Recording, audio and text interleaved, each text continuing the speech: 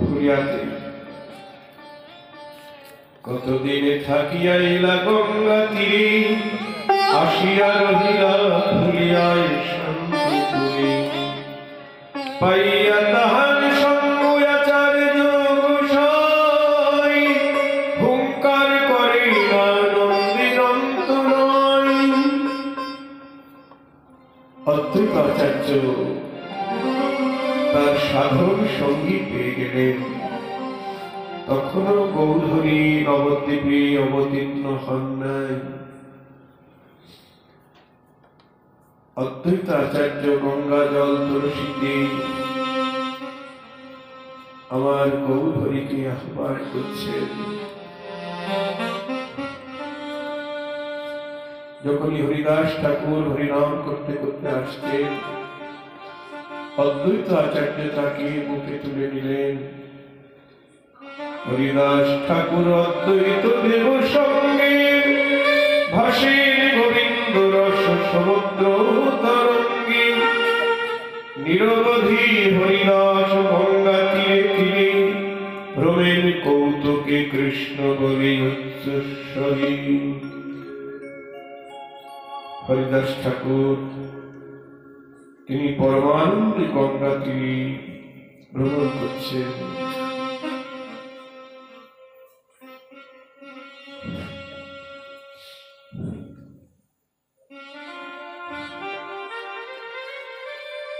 বিষয় সুখেতে বিরক্তে অগ্রগণ্য, কৃষ্ণ নামে পরিপূর্ণ শ্রীবদন ধন্য। বিষয় বিরক্ত, বিষয় উদাসীন, বিষয়ের প্রতি তার একটু আসক্তি নাই। কৃষ্ণ নামে পরিপূর্ণ শ্রীবদন ধন্য। ক্ষণিক গোবিন্দ নামে নাহিক বিরক্তি, ভক্তি রসে অনুক্ষণ হয় না নামতি। কখনো করেন নিত্য আপনায় আপনি, কখনো করেন মত্ত সিংহ প্রায় ধরি। কখনো বজ্রস্বরে করেন রোদন, অট্ট মহাহাস্য হাসেন কখন। হেন সে আনন্দ ধারাতীতে সব অঙ্গ, অতি পাষণ্ডিও দেখি পায় মহারঙ্গ।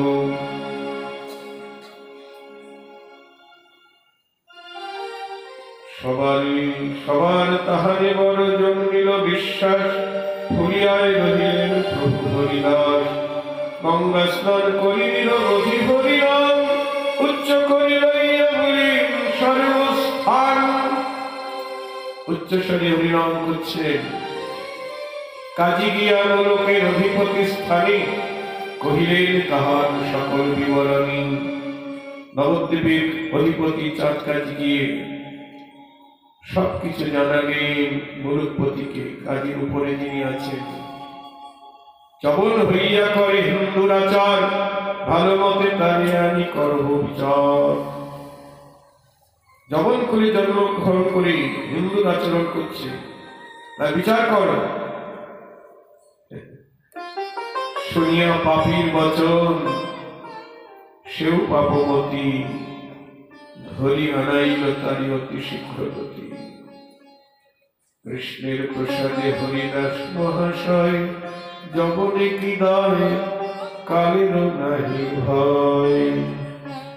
জগন্নাথ তাকে ধরে নিয়ে এলো শাস্তি দিবে বলে, কিন্তু হরিদাসের কোনো ভয় নেই। জগন্নাথ তো দূরের কথা, কালেরও ভয় নেই। কাল মানে মৃত্যু, যমরাজ করেও তার ভয় নেই। কৃষ্ণ ভক্তেরই ভয় নাই কোনো কিছু থেকে, কিন্তু আমরা সংসারী তো, মানে কৃষ্ণ ভক্ত প্রকৃত যারা, তাদের কোনো কিছু থেকে ভয় নেই। কিন্তু কার্তিক ঠাকুর ঘরের সামনে রেখে গেছে, যদি কার্তিক পূজা না করি তাহলে তো আমার সর্বনাশ হবে। 3 বছর না কয় বছর করতে হবে না বলুন। কিন্তু হরিভক্তে কোনো কিছু থেকে ভয় নেই। কাল মানে যমরাজ করেও ভয় নেই।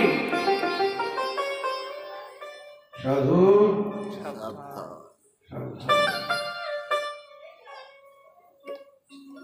কোনো কিছু করতে হবে না। সর্বধর্মান পরিত্যাজ্য মামেকং শরণং ব্রজ। কৃষ্ণ বলছেন সব ধর্ম ত্যাগ করে আমার শরণ নাও। সকল ধর্ম ত্যাগ করে আমার শরণ গ্রহণ করো। কৃষ্ণকে ভালোবাসাই ধর্ম, গৌরকে ভালোবাসাই ধর্ম, তাকে ভালো না বাসাই অধর্ম। তাই হরিদাস ঠাকুরকে ধরে আনছে, কোনো ভয় নেই।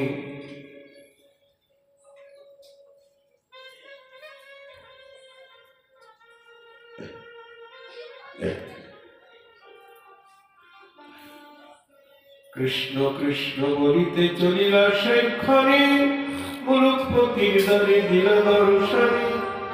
হরিদাস ঠাকুরের শুনিয়া গান, হরিষ বিষাদ হইল যত সুসজ্জন। হরিদাস ঠাকুরকে ধরে নিয়ে যাচ্ছি, যেমন সুসজ্জন যারা হরিভক্ত তারা প্রমাদ গুনছে। বড় বড় লোক যত আছে বন্দি ঘরে, তারা সব হৃষ্ট হইল শুনিয়ায় অন্তরে। কিন্তু যারা বন্দিশালায় আছে, কারাগারে আছে, তারা অন্তরে খুব সন্তুষ্ট হচ্ছে, খুশি হচ্ছে। জয় রাধে।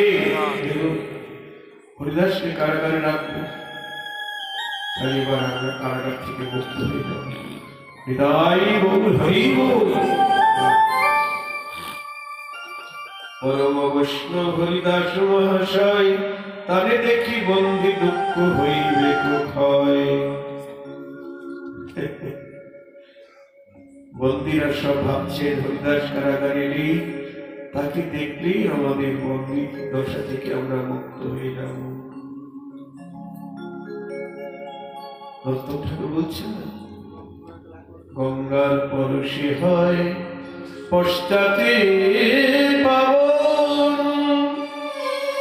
হে বৈষ্ণব দর্শনে পবিত্র করো এই তো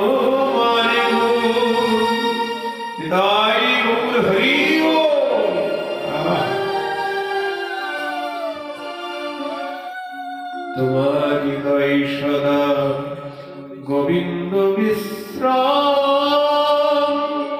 গোবিন্দ কহিল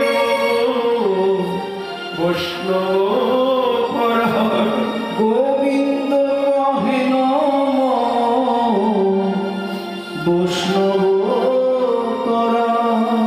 তাই প্রতি জন্মে করি আশা, করি আশা চরণের ধুলি, চরণের ধুলি।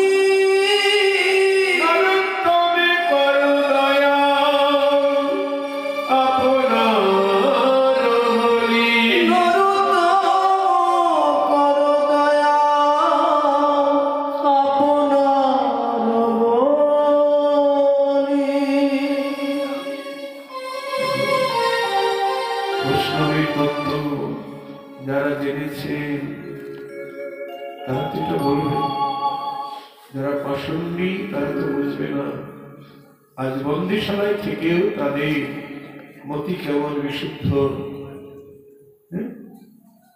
যে হরিদাস ঠাকুরকে দর্শন করলে আমরা মুক্ত হয়ে যাব।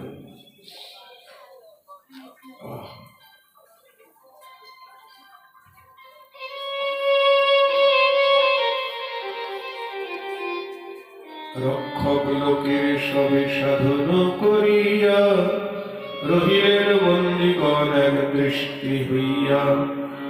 হরিদাস ঠাকুর আইলা সেই স্থানে, বন্দি সব দেখি কৃপা দৃষ্টি হইল মনে। হরিদাস ঠাকুর যখনই কারাগারে প্রবেশ করলেন, বন্দিরা এক দৃষ্টি তার মুখের দিকে তাকিয়ে রইলেন। হরিদাস ঠাকুরের চরণ দেখিয়া রহিলেন বন্দিগণ প্রণতি করিয়া। হাজার লম্বিত ভুজ কমল নয়ন, সর্বমনোহর মুখ চন্দ্র অনুপম। ভক্তি করি সবে করিলেন নমস্কার, সবার হইল কৃষ্ণ ভক্তির বিকার। সবার হইল কৃষ্ণ ভক্তির বিকার। হরিদাসকে দর্শন করি প্রণাম করছেন সবাই, সবাই কৃষ্ণ বলে কাঁদছে। আহা, তাহারা সবার ভক্তি দেখি হরিদাস বন্দি সব প্রতি করিলেন আশীর্বাদ। তাদের দেখি হরিদাস ঠাকুর আশীর্বাদ করলেন। কি আশীর্বাদ? থাকো থাকো এখন আছো যেন রূপে, গুপ্ত আশীর্বাদ করি হাসেন কৌতুকে। বলছে থাকো থাকো, এখন আছো যে মতে, এখন যেভাবে তোমরা আছো সেইভাবে চিরকাল থাকো। বলছেন গুপ্ত আশীর্বাদ করে হাসেন কৌতুকে। না বুঝি তার অতি দুর্গেয় বচন, বন্দি সব হইলা শান্ত মন। কিন্তু হরিদাসের কথা তারা বুঝতে পারলেন না, বিপরীত ভাবলেন যে আমরা বন্দিশালায় আছি, আমাদের চিরকাল বন্দিশালায় থাকতে বলছেন। এই আশীর্বাদ করবে হরিদাস ঠাকুর।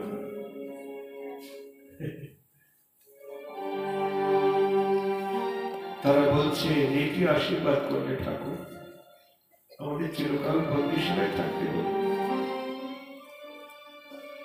হরিদাস ঠাকুর বলেন মন্দ আশীর্বাদ আমি কখনো না করি, মন্দিয়া সবে ইহা বুঝহ বিচারি।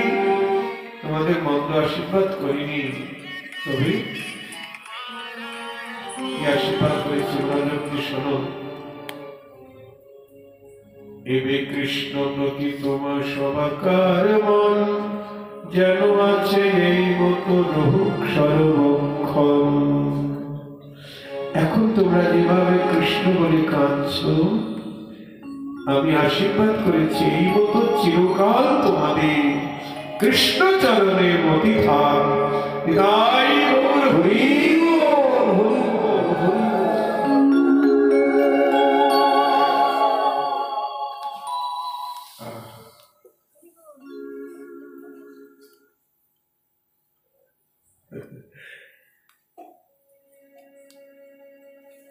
এবে হিংসা নাহি নাহি প্রজার পীড়ন, কৃষ্ণ বলি কাকুবাদে করো চিন্তন। তোমরা কোনো প্রজা পীড়ন করেছো, চুরি করেছো, ডাকাতি করেছো, কাউকে মেরেছো, এই কারণে তোমরা এখানে এসেছো।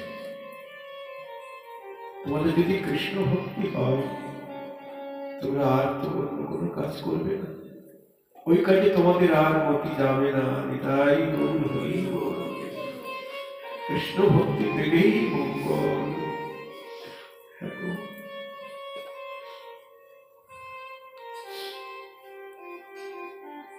আরবার গিয়া বিষয়কে প্রবর্তিলে সবই হাপাস গিবে গেলে দুষ্ট মেলে, সেই সব অপরাধ হইবে পুনর্বার বিষয়ে ধর্ম। এই শুনো কথা সার, বন্দি থাকো হেন আশীর্বাদ নাহি করি, বিষয় পাশর অহর্নিশি বল হরি।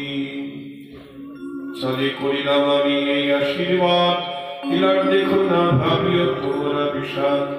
সর্বজীব প্রতি দয়া দর্শন আমার, সর্বপ্রতি দয়া দর্শন আমার। কৃষ্ণ ভক্তি হোক তোমারা সবার, চিন্তা নাই 2-3 দিনের ভিতরে বন্ধন ঘুচিব এই কহিল তোমারে। 2-3 দিনের মধ্যেই তোমরা মুক্ত হয়ে যাবে। আর বিষয়েতে থাকো কিবা থাকো যথা তথা, এই বুদ্ধি কখনো পাশরিহ সর্বদা। বন্দি সকলের করি সুবাহু সংধান, আইলেন মুলুকের প্রতিপতি স্থান। সবাইকে আশীর্বাদ করি। এবার মূল প্রতিটা ছেলে অতি মনোহর তেজ দেখিয়া তাহান পরম গৌরবে বসি ঘরে দিল স্থান। হরিদাস ঠাকুরের দিব্য কলিবর রাজার লম্বিত ভূত দেখি মরুপতি তাকে যত্ন করে আসন দিলেন। আপনি জিজ্ঞাসিতানি মলুকের প্রতি, কেন ভাই তোমার কি দেখি মতি? আস্তে আস্তে জিজ্ঞাসা করছে, কত ভাগ্যে দেখো তুমি হয়েছে যমন, তবে কেন হিন্দুর আচারে দেহমন? মানে যে ধর্মে আছে সে তার সেই ধর্মকেই শ্রেষ্ঠ বলে মনে করে। তাই বলছেন, কত ভাগ্যে দেখো তুমি হয়ে আছো যমন, তবে কেন হিন্দুর আচারে দেহমন? আমরা হিন্দুরে দেখি না খাই ভাত। তা তুমি সরো এই মহাবংশজাত, তুমি মহাবংশজাত হয়ে সেই হিন্দু হরিনাম করছো। জাতি ধর্ম লঙ্ঘি কর অন্য ব্যবহার, পরলোকে কেমতে পাইবা নিস্তার। না জানি যে কিছু করিল অনাচার, সে পাপ ঘুচাও করি কলিমা উচ্চারণ। না জানি যে পাপ করেছে বা কলিমা উচ্চারণ করে সে পাপ থেকে মুক্ত হও। শুনি মায়া মোহিতের বাক্য হরিদাস, অহো বিষ্ণু মায়া বলি হইল মহাহাস। বিষ্ণুর মায়া যা শুনছি সব বিষ্ণুর মায়া। বলিতে লাগিল তারি মধুর উত্তর, শুনবাপ সবারই একই ঈশ্বর। হরিদাস ঠাকুর বলছেন, ভাই সবার তো একই ঈশ্বর, নামমাত্র ভেদ করে হিন্দুই জগনী, পরমার্থে এক করে কোরআনে পুরাণে। এক শুদ্ধ নিত্য বস্তু অখণ্ড অব্যয়, পরিপূর্ণ হই বৈশে সবার হৃদয়। সেই প্রভু জানে যেন নয়ের মন, সেই মতো কর্ম করে সকল ভুবন। সে প্রভুর নাম গুণ সকল জগতে, বলেন সকল মাত্র নিজ শাস্ত্র মতে। যে ঈশ্বর সে পুনি সবার ভার নয়, হিংসা করিলেও সে তাহার হিংসা নয়। এ থেকে আমার এক ঈশ্বর যেহেন নয় আছেন চিত্তে, আমি সেই মতো করি কর্ম। হিন্দু বলে কেউ যেন হইয়া ব্রাহ্মণ, আপনি গিয়ে হইয়াছে জগন। এরকম তো হচ্ছে। হরিদাস ঠাকুর বলছেন, হিন্দু কুলে ব্রাহ্মণ কুলে জন্মগ্রহণ করেও সে গিয়ে জগন ধর্মে আবার দীক্ষিত হচ্ছে।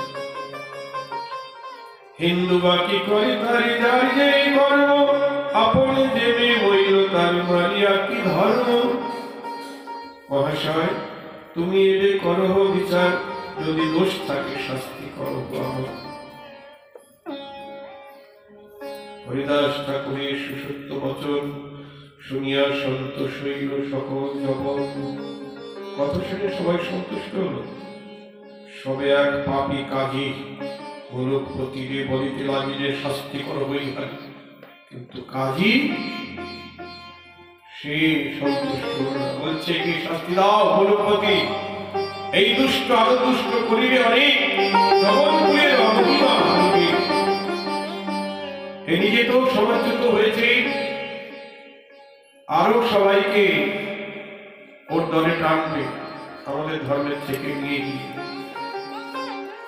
এতে উহার শাস্তি করো ভালো মতে, নহবে আপন শাস্ত্র বলুক মুখেতে। কাজী কথা শুনি পুনঃ বলে গুরুকের প্রতি, আরে ভাই আপনার শাস্ত্র বলুক, চিন্তা নাই, আমাদের কোরআন আছে, হাদিস আছে, সেগুলো পড়ো। অন্যথা করিব শাস্তি সব কাজী গলি, বলিবাও কাছে আর লোক হইবাতে। তুমি যদি এখন না উচ্চারণ করো কলিমা, না কোরআন পড়ো, কাজী তোমাকে শাস্তি দেবে। হরিদাস বলেন, যে করেন ঈশ্বরে, তাহা বই আর কেউ করিতে না পারি। অপরাধ অনুরূপ যারে যেন ফল, ঈশ্বর সে করে ইহা জানিও সকল। তোমরা আমাকে হরিনাম ত্যাগ করতে বলছো, পারবো না। খণ্ড খণ্ড হইলে যদি যায়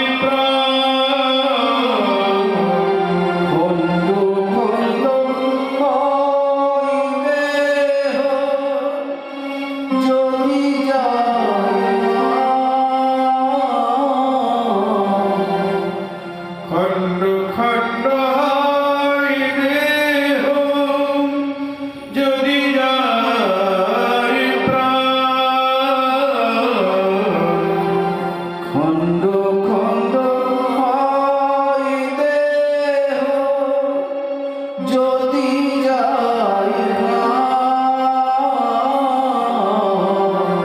তবু আমি বদনে না ছাড়িব হরি নাম।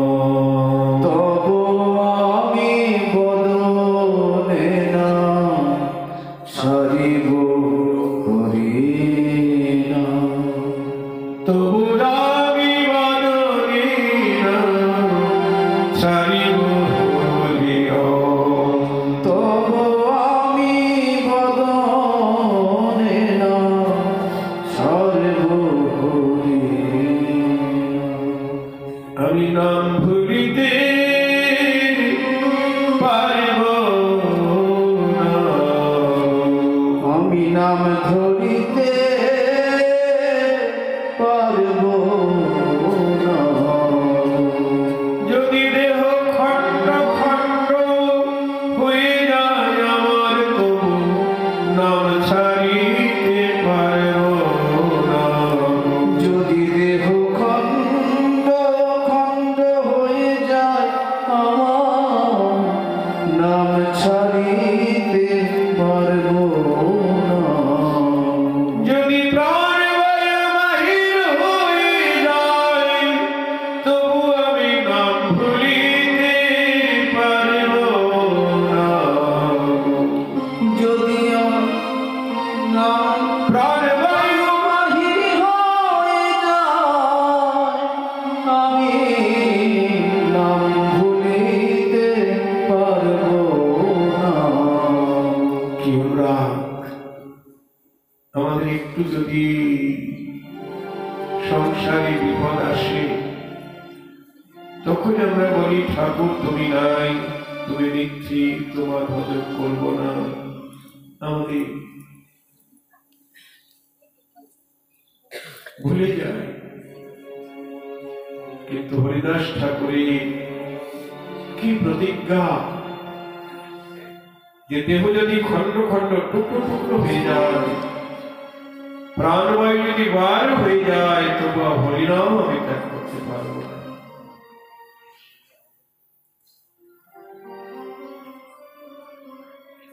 শুনিয়া তাহার বাক্য লোকের প্রতি জিজ্ঞাসিলেন কি করিবা ইহা প্রতি। মনুপতি বলছে তো হরিনাম ছাড়তে পারবে না। কাজী বলে বাইর বাজার নিয়ে বাড়ি রামলাহর কিছু বিচার না করি। চাঁদ কাজী বলছে কি বাইর বাজার নিয়ে বেত্রাঘাত করি মেরে ফেলো। একটা দুইটা বাজার নয়, 22 বাজারে নিয়ে কি বেত্রাঘাত করে। হরি বল। 22 বাজারে মারিলেও যদি জিয়ে, তবে জানি কেন সব সচ্চা কথা কয়। 22 বাজারে মারলেও যদি সে প্রাণে বেঁচে থাকে, তবে বুঝবো না ওর কথাই ঠিক। এরকম শাস্তি পাইক সকলে ডাকি তর্জকর্য করি কহে, এমত মারবি যেন প্রাণ নাহি রহে। জল্লাদের দেখ বললেন যাও দেখি 22 বাজারকে মারো, এমন ভাবে প্রহার করা যেন না বাঁচে।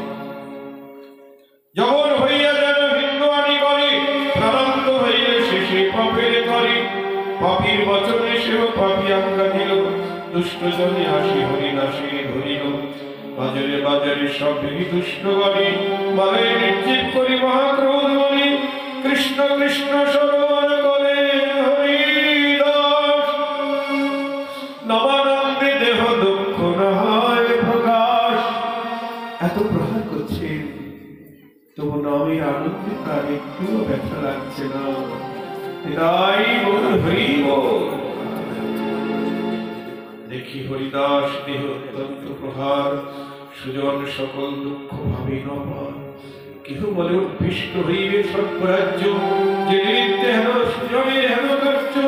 রাজাও কিনিলে কেহ সাপে ক্রোধ মনে, মারামারি করিতে উঠে কোন জনে। কেহ দিয়া যমনের পায়ে ধরে, কিছু দিব অল্প করি বারো ভারী। অনেকে গিয়ে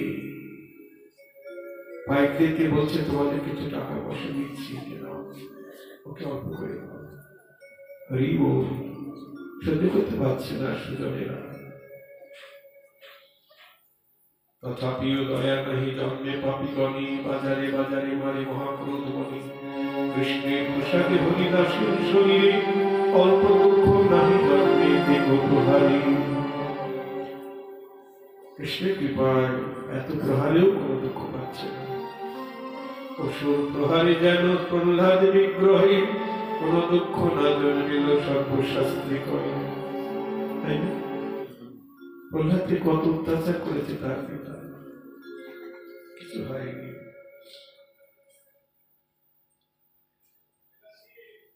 এই মতো জবনের অশেষ প্রহারে দুঃখ না জন্মায় হরিদাস ঠাকুরের।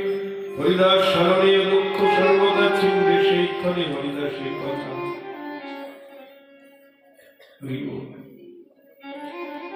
এদিকে জবনেরা মাইল বাজারে বেরিয়েও যখন হরিদাস ঠাকুরের প্রাণ যাচ্ছে না,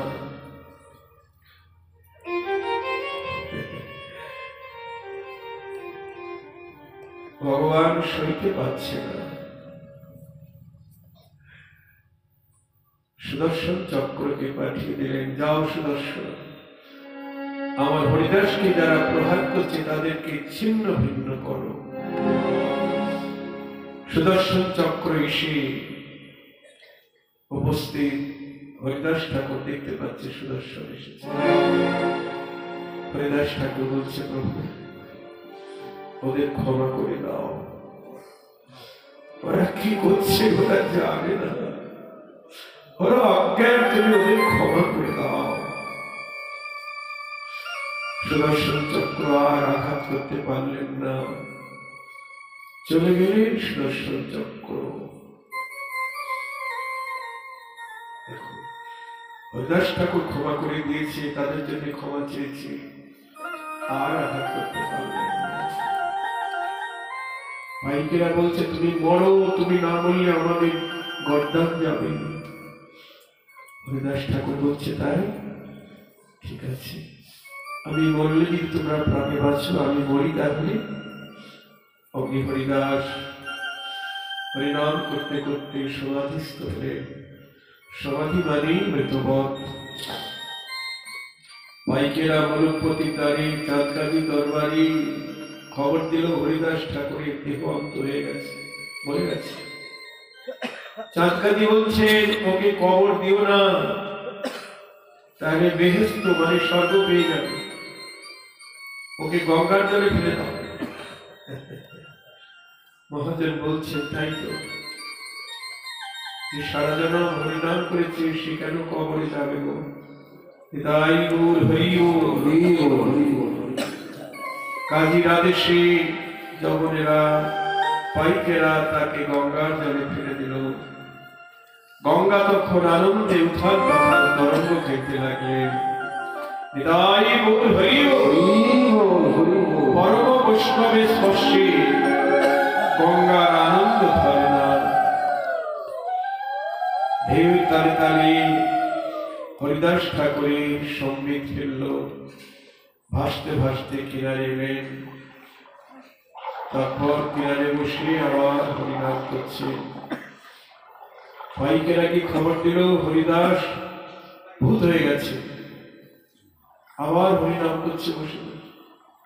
শুনে চাঁদকাজি মলুকপতি আসলো, এসে হরিদাস ঠাকুরের চরণে পড়ে ক্ষমা চাইছে।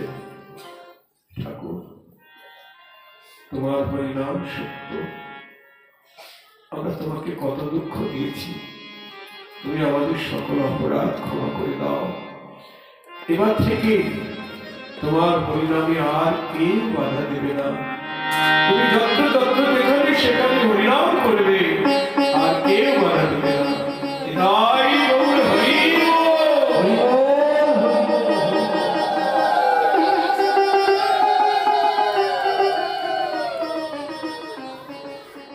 সম্ভ্রমে মলুকপতি জুড়ি দুই কর করিতে লাগিল কিছু বিনয় উত্তর।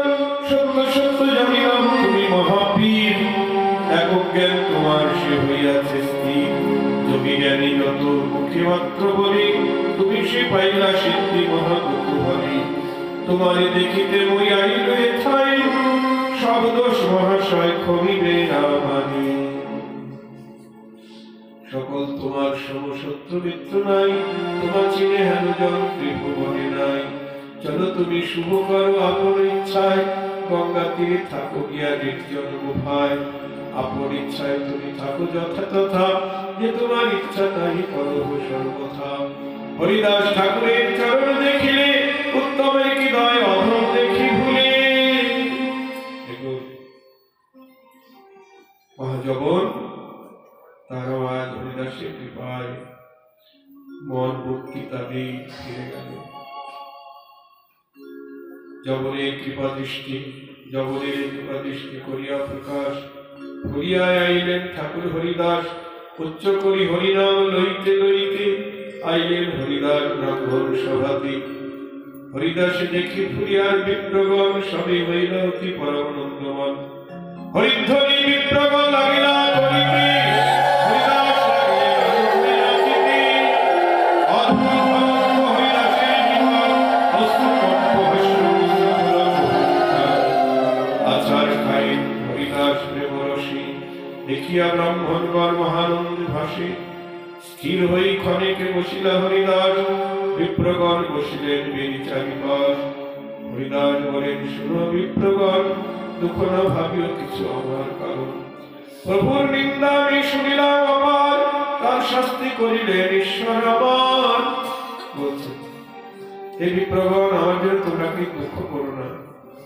আমি যে এত প্রহার আমাকে করলো, এত শাস্তি পেলাম, এটা আমার পারদ্ধ।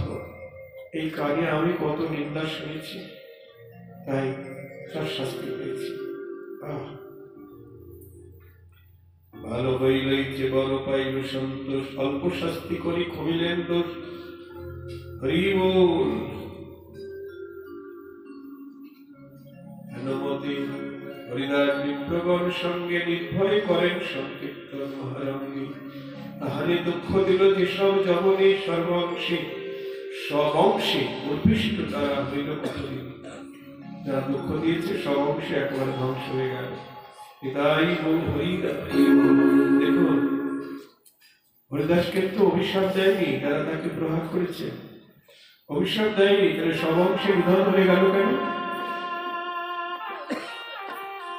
শাস্ত্র বলছেন ভক্তির স্বভাব অজ্ঞের দোষ নাহি লয়, কিন্তু ভগবান ভক্ত দুঃখ সহিতে না পায়। ভক্তের স্বভাব তারা অজ্ঞের দোষ গ্রহণ করে না, অজ্ঞান তারা বোঝে না তাই করছে, কিন্তু ভগবান ভক্তের দুঃখ সহ্য করতে পারবে। আপনি গাভীকে দু চার ঘা মারেন, গাভী সহ্য করবে, কিন্তু গাভীর বাচ্চাকে যদি মারেন তাহলে আপনার নিস্তার নেই। জয় রাধে। তেমনি ভগবান হলেন গাভী আর ভক্ত হলো তার বৎস। ভগবান ভক্ত দুঃখ সহিতে না পায়। আজ স্ববংশী নিধন হয়ে গেল। হরিদাস গঙ্গা তীর গোফা করি থাকেন বিরলে অহর্নিশ কৃষ্ণ শরী। 3 লক্ষ নাম দিনে করেন গ্রহণ, গোফায় হইল তার বৈকুণ্ঠ ভবন। গোফায় হরিয়ার গোফায় তিনি ভজন করেন, সেই গোফায় তার বৈকুণ্ঠ হয়ে গেল। কিন্তু মহানাগ বৈশে সেই গুফার ভিতরে, তার জ্বালা প্রাণী মাত্র সহিতে না পারি। গুফার ভিতরে মহা এক নাগ আছে, অজগর। সেখানকার প্রাণী তার জ্বালা সইতে পারে না, সব মারা গেছে প্রাণী মাত্র, কে বেঁচে নেই। কিন্তু সেখানে হরিদাস ঠাকুর ভজন করছে। হরিদাস ঠাকুরের সম্ভাষা করিতে যাতে কয় সে কেউ না পারে রহিতে।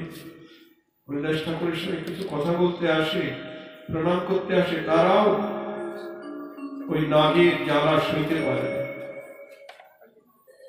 পরম বিষের জ্বালা সবই পাইন, হরিদাস করি আর কিছু না জানি। হরিদাস কোন জ্বালা অনুভব করছেন না। জয় রাধে। দেখুন, সবাই জ্বালা অনুভব করছেন, কিন্তু হরিদাস ঠাকুরের কোন জ্বালা নেই, কিছুই পাচ্ছে না তিনি।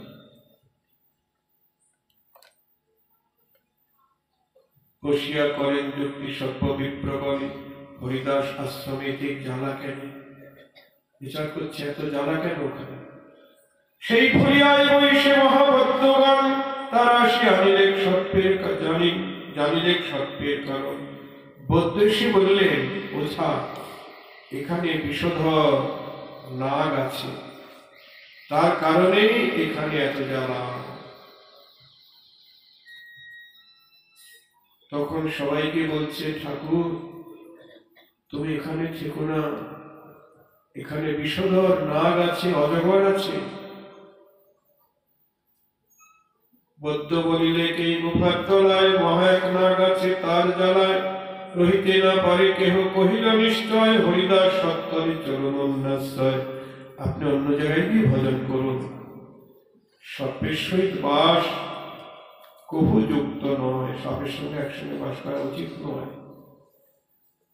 তবে সবে আসি হরিদাস ঠাকুরের, কহিলা বৃত্তান্ত সেই গোফা ছাড়িবারে। মহানাগ বৈশে গোফার ভিতরে, তার জ্বালায় কেহ রহিতে না পারে। অতএব এখানে রহিতে যোগ্য নয়, অন্য স্থানে আসি তুমি করো আশ্রয়। হরিদাস বলেন, অনেকদিন আছি, কোন জ্বালাবিষ্ট ওই গোফায় তো নাহি বাসি। হরিদাস বলছে, আমি তো অনেকদিন আছি, কোন জ্বালা টালা তো বুঝতে পারছি না। জয় রাধে। কেন বুঝলি? জম যাতনাও তাকে স্পর্শ করতে পারে না, সবই পৃষ্ঠ তো বলো।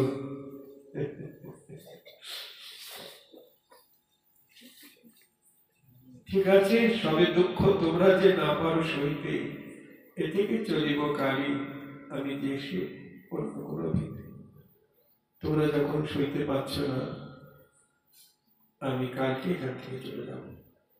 সত্য যদি হাতে থাকেন মহাশয়, তিহ যদি কালী না ছাড়ি দিয়ালয়, তবে আমি কালী ছাড়ি যাইব সর্বথা। চিন্তা নেই, তোমরা বলো কৃষ্ণ কথা। সত্যি সত্যি কোন মহাশয় যদি এখানে থাকে, যদি উনি এখান থেকে না যান, আমি চলে যাব। জয় রাধে। এই মতো কৃষ্ণ কথা মঙ্গল কীর্তনী থাকিতে অদ্ভুত অতি হইল সেই ক্ষণে। হরিদাস ছাড়িবেন শুনিয়া বচন, মহারাগ স্থান ছাড়িলেন সেই ক্ষণ। হৃদয় গৌর হরি বল। যখন হরিদাস ঠাকুর বললেন আমি এখান থেকে চলে যাব, মহানাগ তখন গোফা থেকে বার হয়ে চলে যাচ্ছে, সবাই দেখছে। গর্ত হইতে উঠি সর্প সন্ধ্যার প্রবেশে, সবেই দেখেন চলিলেন অন্য দেশে। পরময় অদ্ভুত সর্পময় ভয়ঙ্কর, পীত নীল শুক্লবর্ণ পরম সুন্দর। মহারাজ পীত নীল শুক্লবর্ণ পরম সুন্দর। মহামণি জড়িতেছে মস্তক উপরে, দেখি ভয় বিপ্রগণ কৃষ্ণ কৃষ্ণ সরি। সব বসে চলিয়া গেল জানা নাহিয়া, বিপ্রগণ রহিলেন অপসন্তোষ অপার। হরিদাস ঠাকুর এখানে বাস করবেন বলেই মহানাগ পাহারা দিয়ে রেখেছিলেন। নিতাই গৌর হরি বল। দেখি হরিদাস ঠাকুরের মহাশক্তি, বিপ্রগণের জন্মিল বিশেষ তারে ভক্তি। হরিদাস ঠাকুরের কোন প্রভাব, যার বাক্য মাত্র স্থান ছাড়িলে কোনা।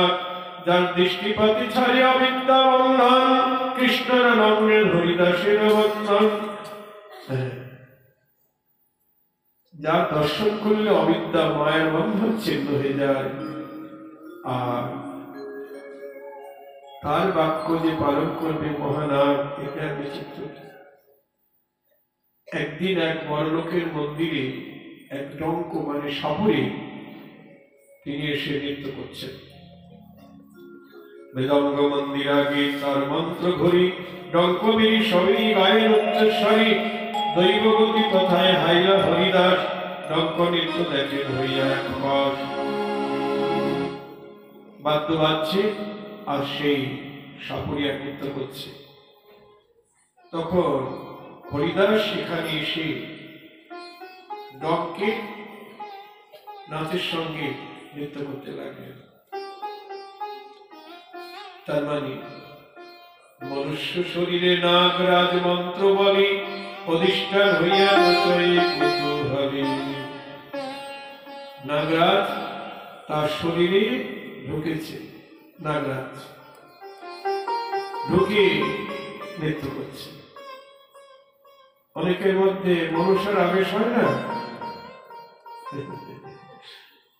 তার নাগরাজ ওই সাপুরের মধ্যে প্রবেশ করেছে এবং সেইভাবে নাচছে আর গান গাইছে। কি গান? কালিদহে করিলেন যে নাট্য ঈশ্বরী সেই গীত গায়েন কারণ্য উচ্চস্বরী। কৃষ্ণের সেই কালীয় দমন লীলা নাগরাজ কীর্তন করছেন। তাই গৌর হরি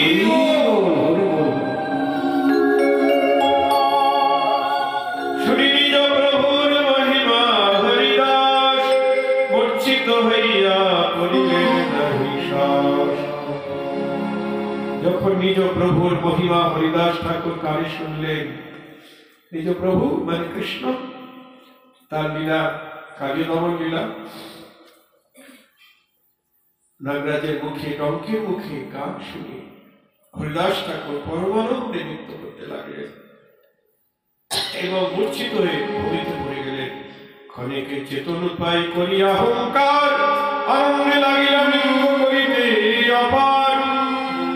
হরিদাস ঠাকুরের আবেশ দেখিয়া এক ভীত হয়ে ডঙ্ক রহিলেন ইনিয়া। আর হরিদাস ঠাকুরের নৃত্য দেখে সাপুরি এবার এক পাশে গিয়ে দাঁড়ালেন। গড়াগড়ি যায় ঠাকুর হরিদাস অদ্ভুত পুলক অশ্রু কম্পের প্রকাশ। রোদন করেন হরিদাস মহাশয় শুনিয়া প্রভুর গুণ হইয়া তন্ময়। হরিদাস বেরি সবে গায়েন হরিষে জোর হস্তে রহি ডঙ্ক দেখে এক পাশে। সব ভক্তগণ হরিদাস ঠাকুরকে স্তুতি করছেন আর ডঙ্ক এক পাশে দাঁড়িয়ে দর্শন করছেন। হরিদাস ঠাকুরের দেখিয়া আবিষ সবেই হইলা অতি আনন্দ বিশেষ। যেখানে পরে তার চরণের ধুলি সবে লেপে রঙ্গে হই কুতূহলী।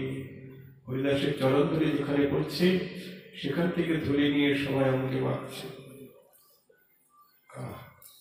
আরেক ঢঙ্গ বিপ্র থাকে সেইখানে মুইও নাচিও আজি গনে মনে মনে। তখন এক বিপ্র ঢঙ্গ বিপ্র ভাবছে, আচ্ছা নাচতেই বুঝি সম্মান পাওয়া যায় না, সবাই প্রণাম করে। যবন করে জন্ম, সে নাচছে আর সবাইকে তার পায়ে ধরে নিচ্ছে, প্রণাম করছে। ঠিক আছে, আমিও নাচবো এই বলে সেই বিপ্র ঢং করে সেখানে নাচতে আরম্ভ করছে। বুঝিলাম নাচিলেই অবধ বৎপরে অল্প মনুষ্যের উপর ভক্তি করে। হরিদাস ঠাকুর নিচ করে জন্ম। এত ভাবি সেইখানে আছাড় খাইয়া পড়িল যেহেন মহাচেষ্ট হইয়া। ঢং করেই আশা কি বলল, জয় রাধে। এরকম ঢং একেবারে করে না অনেকে, ঢং করে, বুঝে নিতে হবে। কোন ঢং দেখে বুঝবেন না, আপনারা ভুলবেন না। এসে আপনাকে অনেক কিছু বলবে। হ্যাঁ, জ্যোতিষীর কাছে যাবেন, আপনার কিছু নাই অদৃষ্টে পড়াটারা, তবু বলবেন আপনার এই আছে সে আছে। এইটা নিলে আপনার সব পড়া কেটে যাবে। কত দাম? বেশি না, মাত্র ৫,০০০ টাকা। বাস নিল সর্বনাশ করে। ওইসব কোনো কিছু করার দরকার নাই, কিছুই হয় না। শুধু হরিনাম করবেন, সব প্রায়শ্চিত্ত হয়ে যাবে। যত পাপ তাপ আছে সব শেষ হয়ে যাবে। ঘরে আগুন লাগুক, যা কিছু তাই হোক, পুত্র মরে গেলেও দুঃখ নাই। হ্যাঁ, সেবাস পণ্ডিতের পুত্র মারা গেল, বল এর মধ্যেই আছে, এরপরে আসবে। মহাপ্রভু বলছেন, তোমার পুত্র মারা গেছে, কই আমার তো কেউ নাই, তুমি তো আমার পুত্র। এর মতো অমঙ্গল তো আর হয় না, বলুন। অন্য যত অমঙ্গল আছে সংসারে, সবচেয়ে বড় মঙ্গল যদি পুত্র মারা যায়, উপযুক্ত পুত্র। জয় রাধে। কিন্তু শিবাস পণ্ডিত বলছেন, অমঙ্গল আমার ঘরে আসবে কি করে? তুমি সর্বমঙ্গলময় যার গৃহে বিলাস করছো।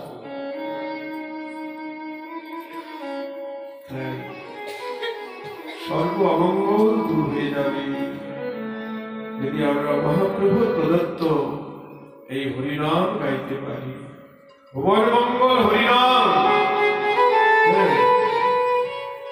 সর্বমহাপ্রায়শ্চিত্ত এই হরিনামে।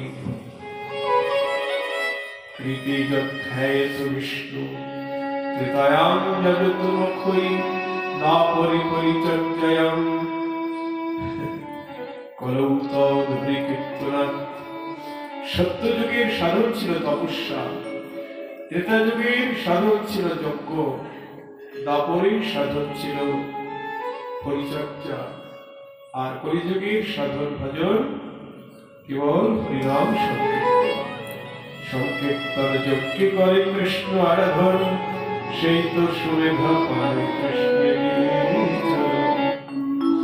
কিচ্ছু করতে হবে, কোন প্রায়শ্চিত্তের দরকার নাই, ব্রাহ্মণ ডাকার দরকার নাই, কোন উপাচারের দরকার নাই। কলিযুগে আর কোন যজ্ঞ নাই, চন্দনকাঠ ঘি কিচ্ছু লাগবে না। বিনা উপাচারে যজ্ঞ করুন। কি যজ্ঞ বলুন? কোন উপাচার লাগবে না, এমন যজ্ঞ কি? হরিনাম যজ্ঞ। আর এই হরিনাম যজ্ঞ করতে লোকেরও দরকার নাই, একাই হরিনাম যজ্ঞ করুন। এই যে হরিদাস ঠাকুর একাই হরিনাম যজ্ঞ করছেন, 3 লক্ষ নাম প্রতিদিন।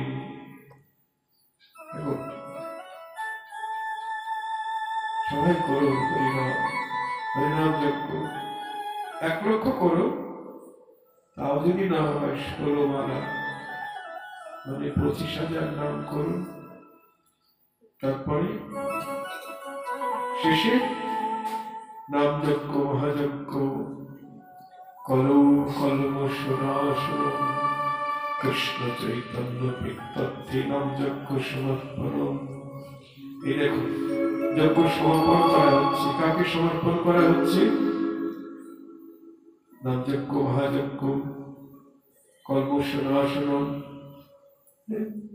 কৃষ্ণ চৈতন্য প্রত্যর্থে, মানে আমার গৌর হরির প্রীতির জন্য এই নাম যজ্ঞ করছি আমি। নিতাই গৌর হরি।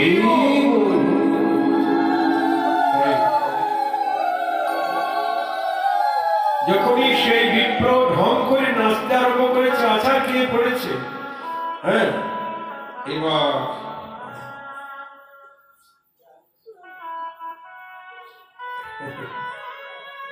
যেই মাত্র পড়িল ডঙ্কের নিত্য স্থানে, ডঙ্কের কাছে গিয়ে ওই ব্রাহ্মণ পড়েছে আছাড় খেয়ে, মারিতে লাগিলা ডঙ্ক মহাক্রোধ মনে। এবার সেই সাপুরিয়া সেই ব্রাহ্মণকে প্রচন্ড প্রকারে আঘাত করছে, প্রহার করছে। আশেপাশে ঘাড়ে মুড়ে ব্যক্তির প্রহার, নির্ঘাত মালয়ে ডঙ্ক রক্ষা নাহিয়া, এমন ভাবে বেত্রাঘাত করছে, নির্ঘাত মারছে। ব্যক্তির প্রহারে বিপ্র জর্জর হইয়া বাপ বাপ পরিত্রাসী গেল পালাইয়া। ওরে বাপ, আমায় ছাড়ো ছাড়ো, আমি পালাই পালাই। দেখুন, বিপ্র মার খেয়ে পলায়ন করলেন। সর্বভক্তগণ ডঙ্ককে সাপুরিয়াকে বলছেন, হরিদাস নাচিতে তুমি এত আনন্দিত হলে, তাকে প্রহার করলে না, তুমি এক পাশে দিয়ে চুপ করে দাঁড়িয়ে রইলে। আর এই বিপ্র নাচতে তুমি তাকে প্রহার করলে কেন?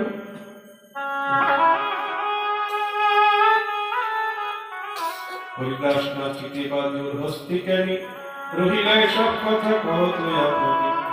তবে সেই ডঙ্ক মুখে বিষ্ণু ভক্তরা কহিতে লাগিলা হরিদাসের প্রভাব। ডঙ্কের মধ্যে সাপুরের মধ্যে বিষ্ণু ভক্ত আছে, নাগ আছে। নাগ তখন বলছে, তোমরা যে জিজ্ঞাসিলে বড় রহস্য, যদ্যপি অকথ্য তবে কহিব অবশ্য। হরিদাস ঠাকুরের দেখিয়া আবেশ, তোমরা যে ভক্তিবর করিলা বিশেষ, তাহা দেখিয়ে ব্রহ্ম রাহার্য করিয়া করিলা মাৎসর্যে বুদ্ধি আছাড় খাইয়া। হরিদাসের নাচ দেখে ওই বিপ্র ঈর্ষাপরায়ণ হয়ে আশা খেয়ে পড়েছে। যখন করে জন্মগ্রহণ করে সে নৃত্য করছে, সবাই প্রণাম করছে, ও দেখে ঈর্ষাপরায়ণ হয়ে আশা খেয়ে পড়েছে। আমারকে নিত্য সুখ ভঙ্গ করিবারে, আহার যে মাৎসর্যে কোন জন শক্তি বলে। হরিদাস সঙ্গে স্পর্ধা মিথ্যা করি করি, অতীব শাস্তি বহু করিল ভারে। বরণ করিল কে জানুক আমারে, আপনারে প্রকটায় ধর্ম কর্ম করে। ওই দাম্ভিক সে মনে করেছে আমাকে সবাই পূজা করুক, আমাকে সবাই, এই জন্য ওকে মেরেছি। তাই গৌর হরি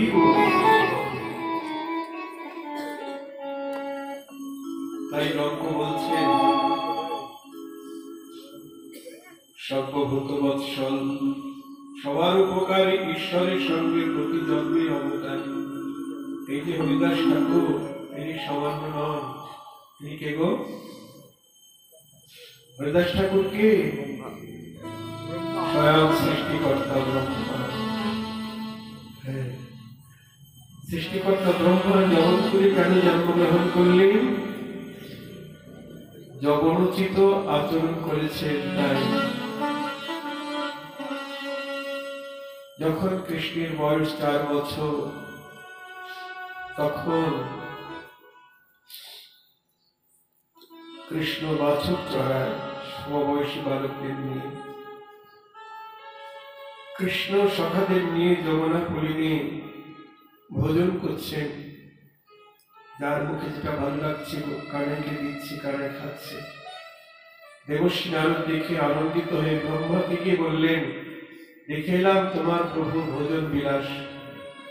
ব্রহ্মা এসে দেখছেন কৃষ্ণ গোপু বালকদের উঠো খাচ্ছে।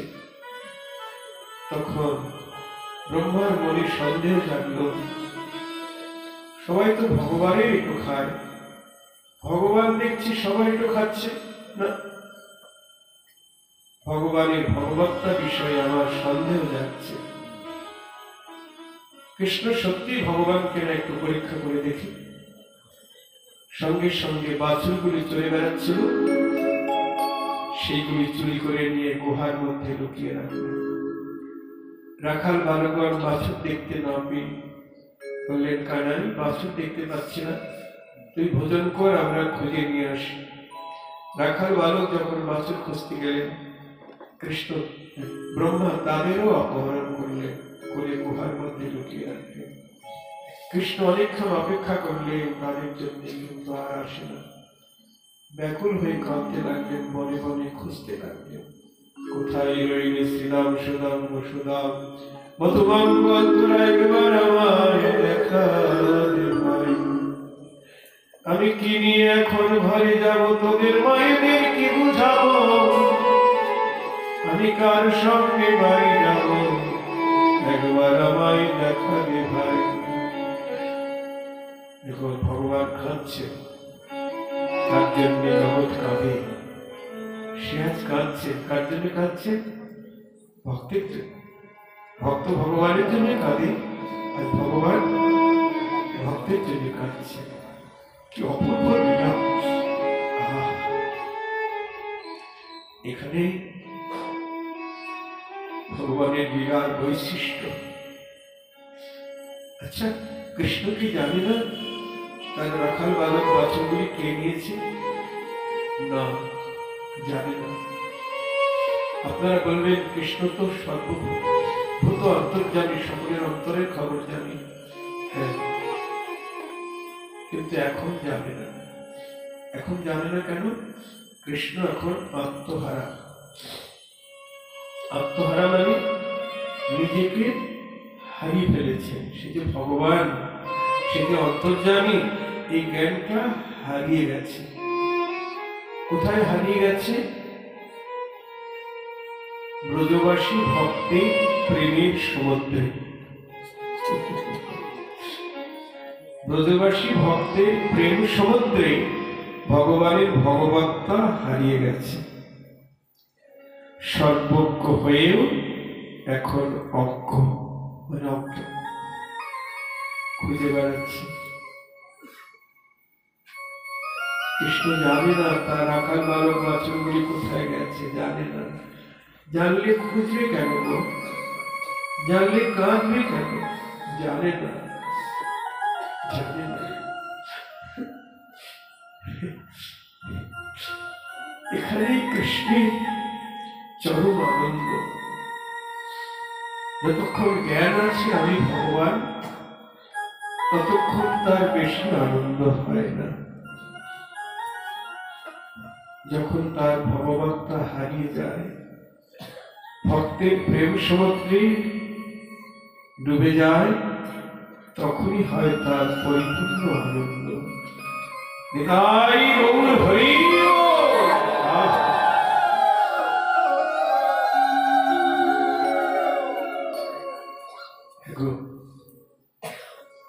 আমরা তো কৃষ্ণকে আনন্দ দিতে চাই না, বলো? কৃষ্ণকে আনন্দ দিতে কে চান? কৃষ্ণকে সুখ দিতে কে চান? হাত তোলেন। সবাই আনন্দ দিতে চান না? সবাই তুলছে না তো হাত। তাহলে সবাই আমরা কৃষ্ণকে সুখ দিতে চাই না, আনন্দ দিতে চাই তো? তাহলে এমন ভাবে তার সঙ্গে প্রেম করতে হবে, ভালোবাসা করতে হবে, যে প্রেমে কৃষ্ণ বেশি সুখ পায়, আনন্দ পায়। সে প্রেম কোথায়? একমাত্র ব্রজবনে, বৃন্দাবনে সেই প্রেম। দ্বারকা মথুরার প্রেমে কৃষ্ণের বেশি আনন্দ হয় না। সাধু সাবধান। তা কৃষ্ণ যখন সাথী হারা হয়ে কাঁদছেন, তখন তার ভিতরে অন্তর্যামী শক্তি আছে। অন্তর্যামিত্ব শক্তি, ভগবত শক্তি, কিন্তু ওটা লুকিয়ে আছে, প্রয়োজনে কাজ করে। এবার কৃষ্ণ যখন কাঁদছেন বাছুর হারিয়ে, সাথী হারাবে, তখন অন্তর্যামী শক্তি মনে মনে ভাবছেন আমার আর চুপ করে থাকা চলে না, আমার প্রভুর সেবা করা দরকার। তখন ভিতর থেকে অন্তর্যামী শক্তি বলছেন, ও প্রভু, তোমার রাখাল বালক আর বাছুরগুলি না ওই ব্রহ্মা চুরি করেছে। ও ব্রহ্মা, তুমি চুরি করেছ? এই দেখো, এবার জ্ঞান ফিরল। ব্রহ্মা, তুমি চুরি করেছ, তোমার ক্ষমা নেই। নিজের শরীর থেকে নতুন ব্রহ্ম সৃষ্টি করলেন। যাও, ব্রহ্মার অহংকার চূর্ণ করো। নতুন ব্রহ্মা গিয়ে ব্রহ্মার সিংহাসন দখল করে নিলেন। এবার কৃষ্ণ ভাবছেন, তাই তো আমি বাড়ি যাবো কি নিয়ে? ব্রহ্মা তো সব চুরি করে নিয়ে গেছে, রাখাল বালক বাছুরগুলি। তখন অন্তর্যামী শক্তি ভিতর থেকে বলছেন, ও প্রভু, আজকে তোমার একটা সুযোগ।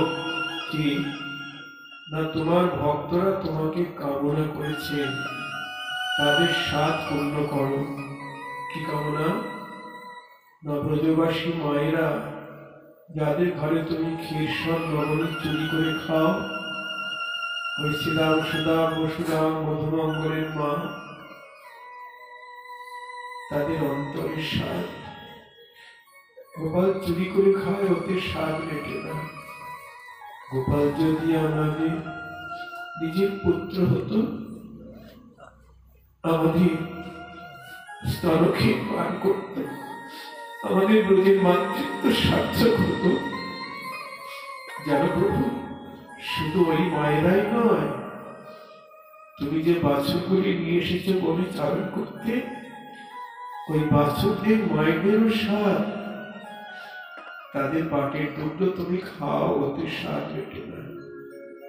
গাভীদের বলে স্বাদ।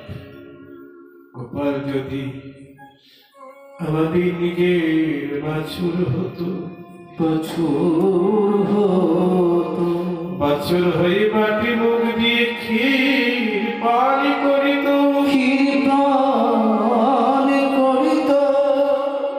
তবে ব্রজে আমাদের পশু জনম ধন্য হতো।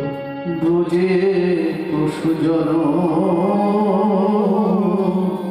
ধন্য হতো। অন্তর্যামী শক্তি বলছেন, প্রভু আর কি সুযোগ তোমার, তোমার বাচ্চাগুলি রাখার বালক তো ব্রহ্মা চুরি করে নিয়ে গেছে, এই সুযোগে তুমি সবার বাসনা পূর্ণ করো। কৃষ্ণ তখন বললেন, হ্যাঁ, আজ সবার বাঞ্ছা পুরাইব, সবার বাঞ্ছা পুরাইব। আমি এক আছি বহু হব, সবার বাঞ্ছা পুরাইব। আমি এক আছি বহু হব, সবার বাঞ্ছা পুরাইব। এতবারে কৃষ্ণ আমার যত রাখাল বালক সঙ্গে এসেছিল তত রাখাল বালকের রূপ ধরলেন, যত বাছুর সঙ্গে এসেছিল তত বাছুরের রূপ ধরলেন। তারপর গোষ্ঠ হইতে গৃহে গমন করলেন, সুবল রূপে সুবলের মায়ের কোলে উঠলেন, শ্রীরাম রূপে শ্রীরামের মায়ের কোলে উঠে স্তনক্ষীর খেতে লাগলেন। প্রত্যেক রাখাল বালক হয়ে তাদের মায়ের বাৎসল্য সুধা পান করতে লাগলেন। বাছুর হয়ে গাভীর বাটি বাটি মুখ দিয়ে দুগ্ধ পান করিতে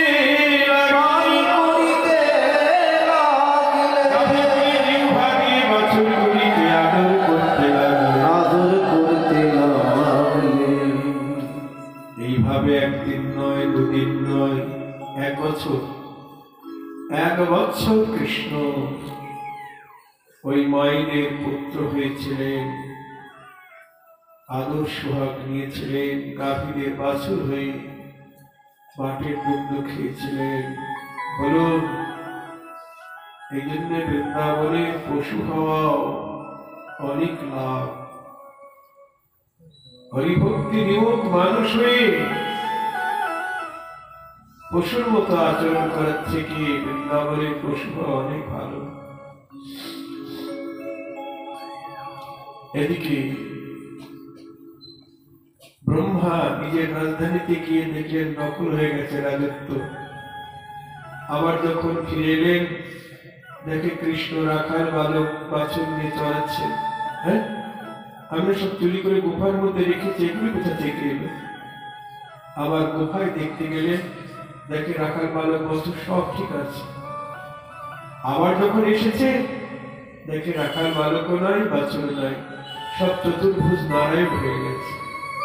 এটাই বল হরি বল, সব রাখাল বালক বাছুর চতুর্ভুজ নারায়ণ হয়ে গেছে।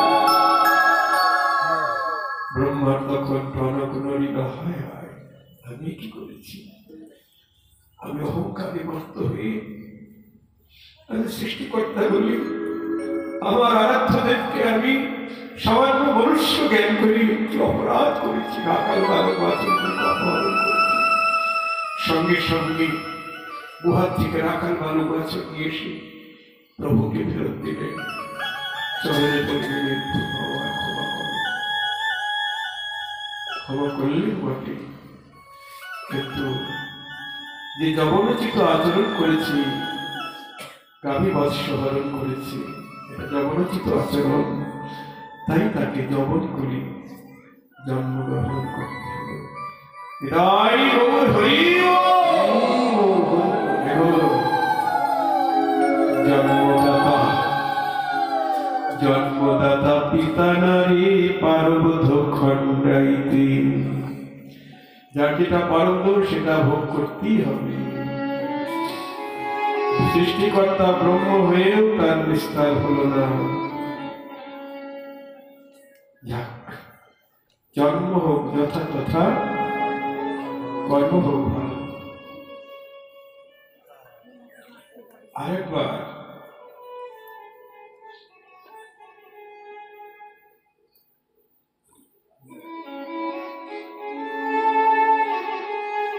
এইখানে বলছেন, বৃন্দাবন দাস ঠাকুর বলছেন, জাতি কুল সব নিরর্থক বুঝাইতে, জন্মিলেন নিচ কুলে প্রভুর আজ্ঞাতি। অনেকে বলছেন কৃষ্ণ হরিদাস ব্রাহ্মণ কুলে জন্মেছেন, ছোটবেলায় বাবা মা মরে গেছে, তাই যমন গৃহে প্রতিপালিত হয়েছে। তাই যদি হবে তাহলে বৃন্দাবন দাস ঠাকুর যিনি ব্যাসদেবের অবতার, তিনি কি মিথ্যা কথা বলছেন?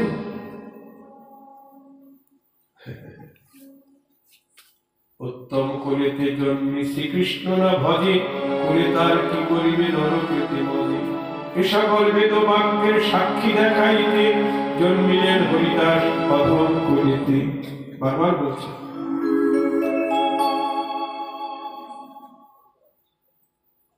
যারা উত্তম কুলে জন্মেছেন তারাই হয়তো তাদের কুলের গৌরবকে রক্ষা করবার জন্য হরিদাস ঠাকুরকে উত্তম কুলে জন্মেছেন এই বলে সংজ্ঞা দিচ্ছেন, তাই না? আমরা উত্তম কুলে জন্মগ্রহণ করে কি করে নিচু কুলে হরিদাসকে আমরা স্মরণ করব, ভজন করব। তাই তারা যুক্তি দেখাচ্ছেন যে হরিদাস ঠাকুর ব্রাহ্মণ কুলে জন্মেছেন, জয় রাধে। কিন্তু আমরা কারো কথা শুনব না। চৈতন্য লীলার ব্যাস বৃন্দাবন দাস কে বলেছেন? চৈতন্য চরিতামৃত রচয়িতা কৃষ্ণদাস কবিরাজ গোস্বামী। যাক, মতে বৈশের ঠাকুর হরিদাস গৌরচন্দ্র না করেন ভক্তির প্রকাশ। সর্বদিকে বিষ্ণু ভক্তি শূন্য সর্বজন, উদ্দেশ্য না জানে কেউ কেমন কীর্তন। কোথাও নাহি কো বিষ্ণু ভক্তির প্রকাশ, বৈষ্ণবের হবেই করেন পরিহাস। আপনা আপনি সব সাধুগণ মেলি, গায়েন শ্রীকৃষ্ণ নাম দিয়া করতালি। তাতেও দুষ্টগণ মহাক্রোধ করে, পাষণ্ডী পাষণ্ডী মেলি বলে গিয়া বলে। এ বামন গোলা রাজ্য করিবে গ্রাস, ইহা সভা হইবে, হইতে হবে দুর্ভিক্ষ প্রকাশ। এই বামন গোলা সর্বনাশ করবে, এদের জন্যেই এই দুর্ভিক্ষ আসবে। আস্তে করে বললে কি হয় না? চিৎকার করে ঠাকুরের নাম নিলে ঠাকুর চিত্ত হয়ে যাবে। বাসনীরা এসব বলছে।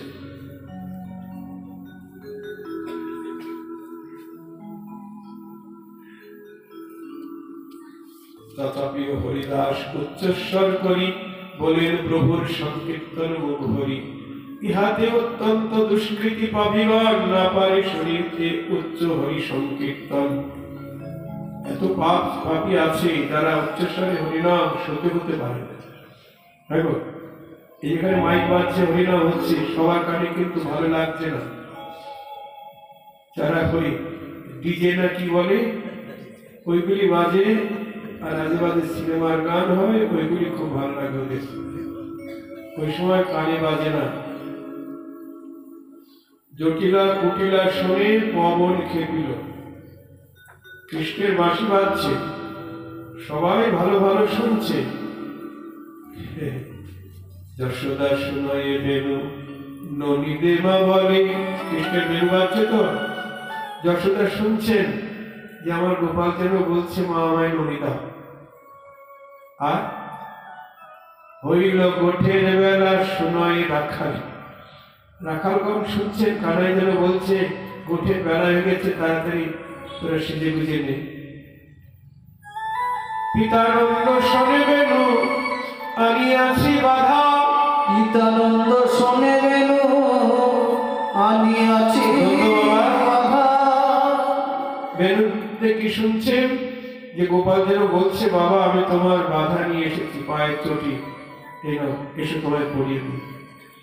ব্রজগোপী শুনে বেনু বলে রাধা রাধা। ব্রজগোপী শুনে বেনু বলে রাধা। জটিলা কুটিলা শোনে পবন খেপিল।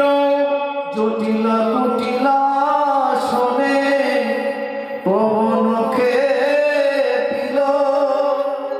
জটিলা কুটিলা তারা কি শুনছেন? পবন খেপে গেছে, ঘূর্ণিঝড় হবে। হ্যাঁ,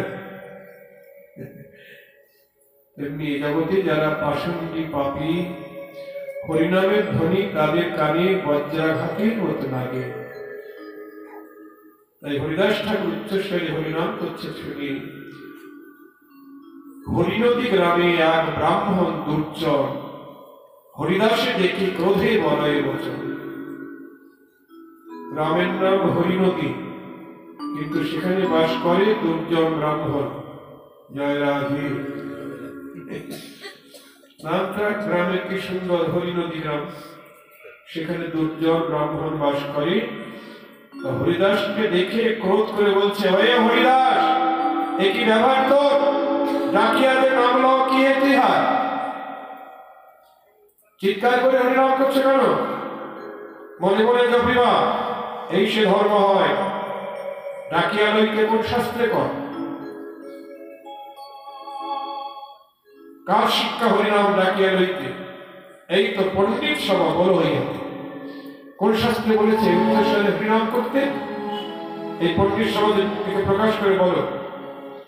হরিদাস বলেন, ইহার যত তত্ত্ব তোমরা সে জানো হরি নামের মহত্ব।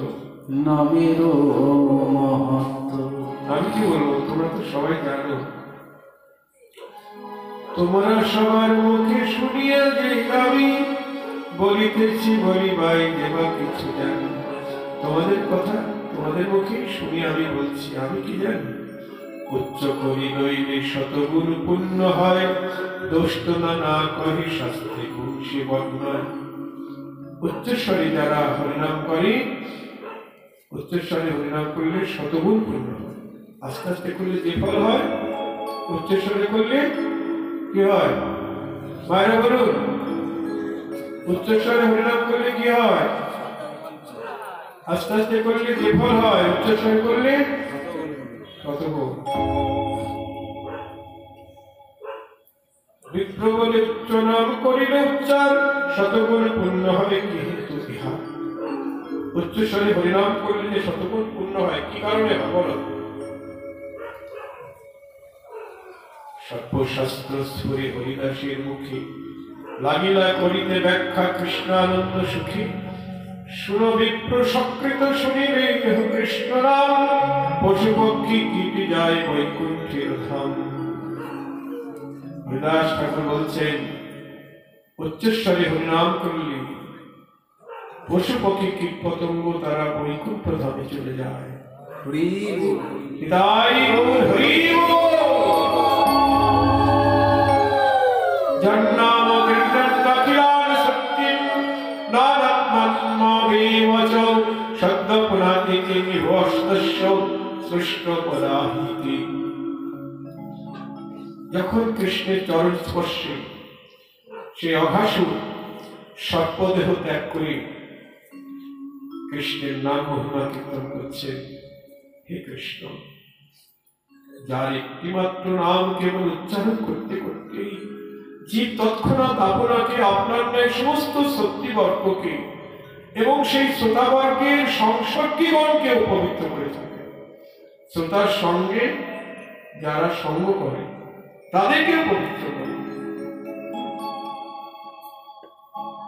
তাদৃশ মাহাত্ম বিশিষ্ট সেই আপনার চরণের দ্বারা স্পর্শপ্রাপ্ত হয়ে আমি নিজেই নিশ্চয়ই নিজেকে এবং অন্যান্য সকলকে অধিকতর রূপে পবিত্র করব। সেই সর্পরাজ বললেন, দিব্যদেহ প্রাপ্ত হলেন। পশু পক্ষী কীটাদি বলিতে না পারে, শুনিলে সে হরিনাম তারা সবতরে।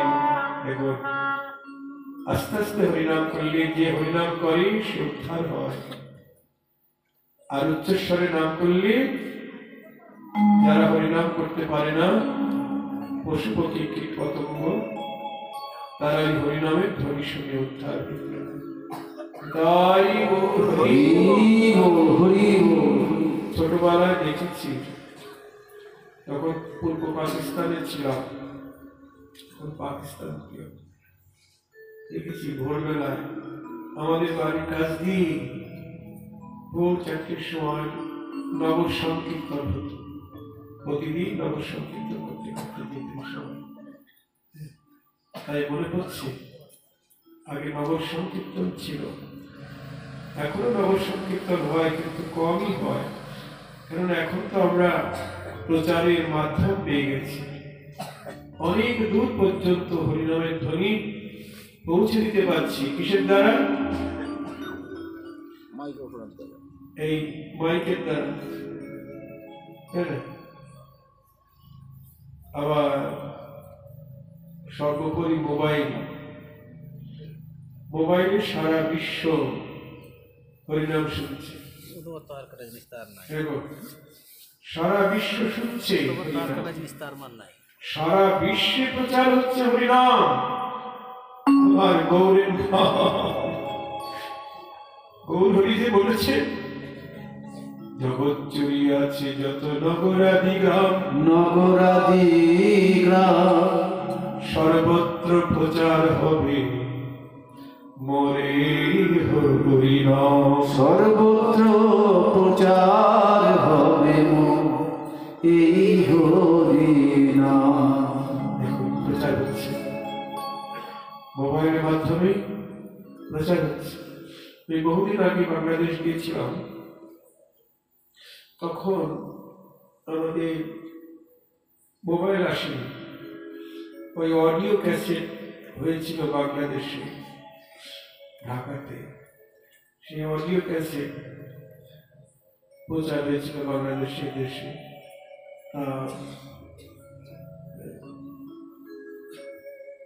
এক জায়গায় কীর্তন করতে গেছি, ওখানে আবার অনেক মুসলমানরা, বিধর্মীরা, তারাও হরিনাম শুনতে ভালোবাসে, কীর্তন শুনতে ভালোবাসে।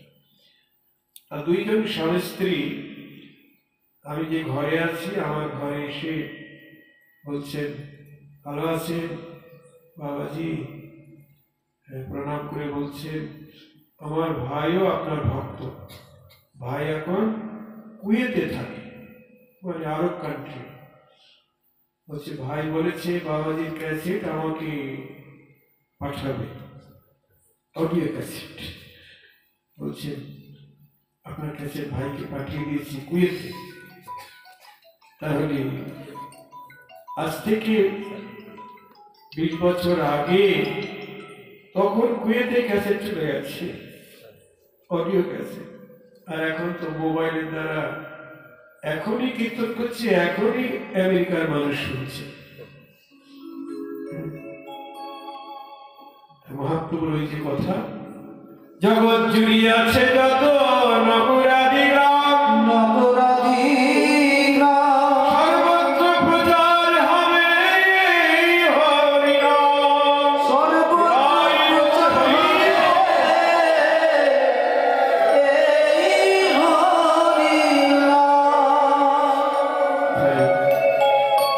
তাই উচ্চস্বরে হরিনাম। দেখো,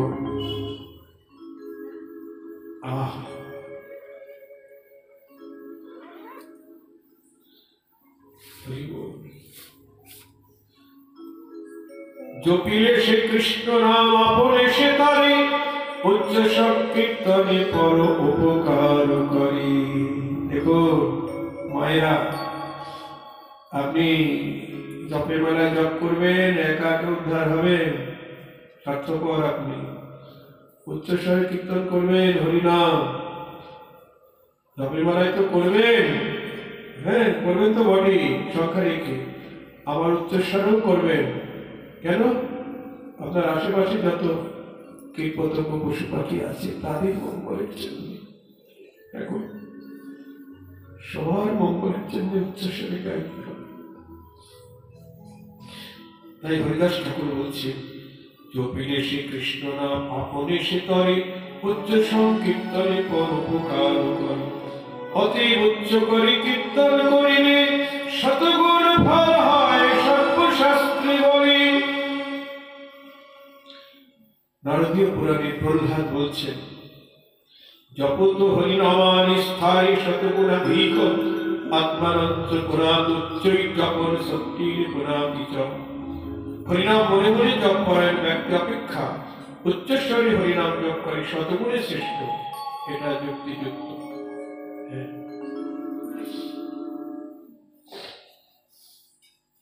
জপকর্তা হইতে উচ্চ সংকীর্তনকারী, শতগুণ অধিক পুরাণে জ্ঞান ধরি। শুনো বিপ্রবন্দি আধার কারণ, জপি আপনারি সবে করে পোষণ। উচ্চ করি করিলে গোবিন্দ সংকীর্তন, জন্তু মাত্র শুনিয়ায় পায় বিমোচন। জিহ্বা পায়া নর বিনে সর্বপ্রাণী, না পারে বলিতে কৃষ্ণ নাম হেন ধ্বনি। জিহ্বা পেয়েও অনেক পশু পাখি তারা হরিনাম করতে পারছে না। হরি বল। ব্যর্থ জন্মাই হারা নিস্তরে যাহা হইতে, বলো দেখি কোন দোষী কর্ম করিতে। তাদের মঙ্গল হয় তারা সত্যি সত্যি আমার গৌর গোবিন্দকে ভালোবাসে। নিজের মঙ্গল চায় না তারা, নিজের মঙ্গল চায় না তারা, সদাই গৌর মঙ্গল ধ্বনি করে। নিজের মঙ্গল চায় না তারা, সদাই গৌর মঙ্গল ধ্বনি করে। আমার গৌর ভালোবাসি যারা, গৌর মঙ্গল ধ্বনি করে। নিজের মঙ্গল চায় না তারা। নিজের সুখ তারা চায়, যারা গৌর হরিকে ভালোবাসে, গৌর যাতে সুখ পায় তাই তো করতে হবে। হরিনাম করলে বেশি সুখ পায়,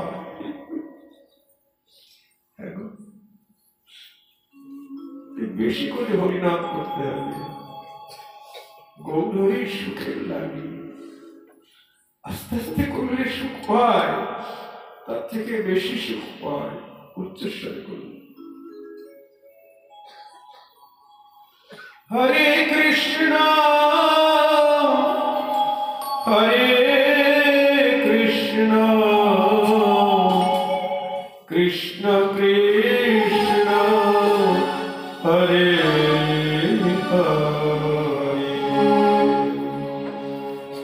হরে রাম হরে রাম, রাম রাম হরে হরে। হরে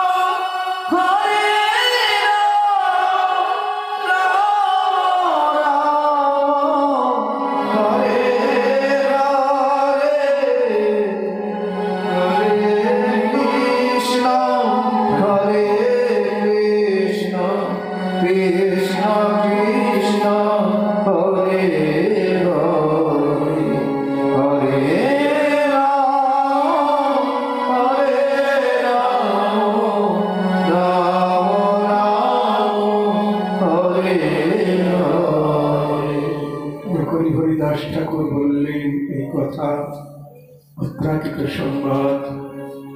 কিন্তু সেই বিপ্র ক্রোধিত হয়ে বলছেন, দর্শনকর্তা এবে হইল হরিদাস, কালে কালে বেদ পথ হয় দেখি নাশ। তুমি বড় দর্শন তত্ত্ববেত্তা হয়ে গেছ না? যুগ শেষে সূত্রে বেদ করিবে রাখানি, এখনই তা দেখি শেষে আর কেন? এইরূপে আপনারে প্রকট করিয়া ঘরে ঘরে ভালো ভোগ খাইছে বলিয়া এইসব ব্যাখ্যা করে ভালো ভালো ভোগ খাচ্ছ না? বিপ্র এইভাবে হরিদাস ঠাকুরকে তিরস্কার করছেন। যে ব্যাখ্যা করলি তুই এ যদি না লাগে, তবে তোর নাক কাটি মুড়ি বুড়ো আগে। যদি এই তোর কথা সত্য না হয়, তোর নাক কান কাটা যাবে। শুনি বিপ্রাধমের বচন হরিদাস, হরি বলি শত হইল কিছু হাস। হরিদাস ঠাকুর শুধু একটু হাসলেন, প্রত্যুত্তর আর কিছু তারে না করিয়া চলিলেন উচ্চ করি কীর্তন গাইয়া।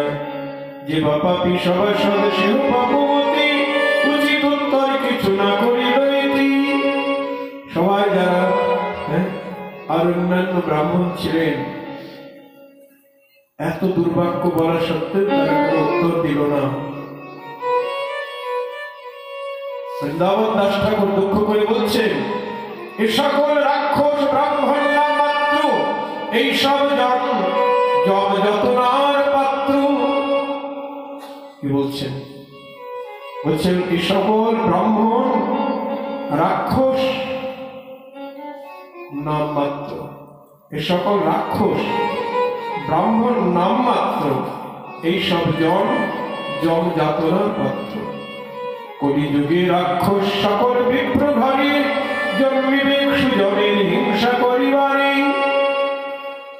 বৃন্দাবন দাস ঠাকুর বলছেন, আমি কিন্তু বলছি না, বলছেন কলিযুগে রাক্ষস সকল বিপ্র ঘরে জন্ম নিবে।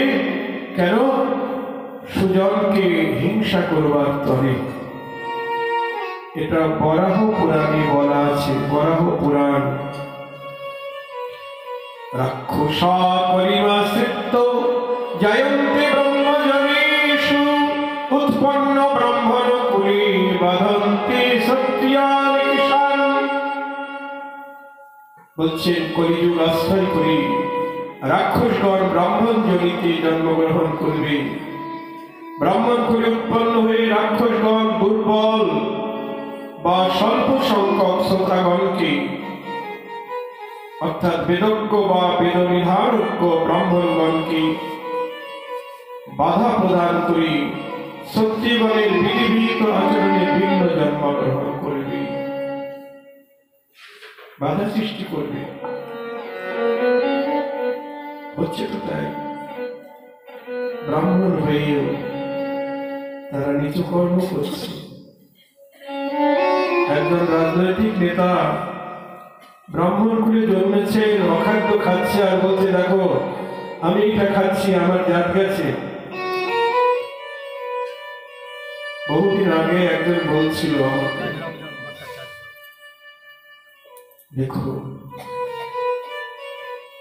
তাহলে তাই বলে আপনারা সবাই ভাববেন না সব ব্রাহ্মণই রাক্ষস কুল থেকে এসেছেন।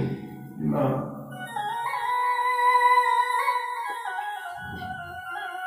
যারা এরকম অনাচার করছেন জানতে হবে তারাই ব্রাহ্মণ কুলকে কলঙ্কিত করতে আজ রাক্ষস জাতি থেকে সে ব্রাহ্মণ কুলে জন্মেছে। জয় শ্রী রাধে। এই জন্য সমস্ত ব্রাহ্মণ সমাজ কলঙ্কিত হচ্ছে। ব্রাহ্মণ হইয়া যদি অবৈষ্ণব হয়, তবে তার আলাপেও যায় পুণ্যক্ষয়। বলছে ব্রাহ্মণ হয়ে যদি অবৈষ্ণব হয়, মানে হরিভক্তি পরায়ণ বিমুখ হয়, তবে তার আলাপের পুণ্যক্ষয় হয়, তার সঙ্গে আলাপ করাও ঠিক না। সে বিপ্রাধমের কত দিবস থাকিয়া বসন্তে নাসিকা তার করিল খসিয়া।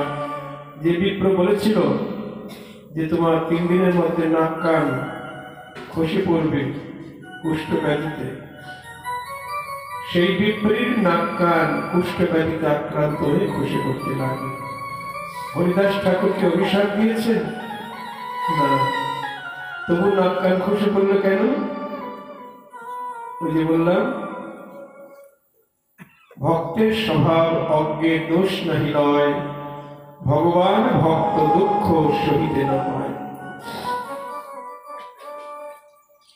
সাধু সাবধান, সবসময় আমাদের সাবধান থাকতে হবে যেন আমার থেকে কোনো হরিভক্ত কিছু দুঃখ না পায়। কায় মনোবাক্যে তারা কেউ যেন একটু দুঃখ না পায়। মহাপ্রভু বলছেন, প্রাণী মাত্রে মনোবাক্যে উদ্বেগ না দিবে। সবসময় নিজেকে অধম ভাবতে হবে, তাহলে আর অপরাধ হবে না। সবসময় ভাবতে হবে জগতের সবাই উত্তম আর আমি কি? আমি অধম। তাহলে আমার থেকে অধম তো আর কেউ নেই, আমি তো আর বিবাদ থাকবেই না গো। হ্যাঁ, স্বামী স্ত্রী বলুন, ঝগড়া লাগছে, যদি স্বামী যদি ভাবে আমি অধম, তাহলে আর ঝগড়া লাগবে না।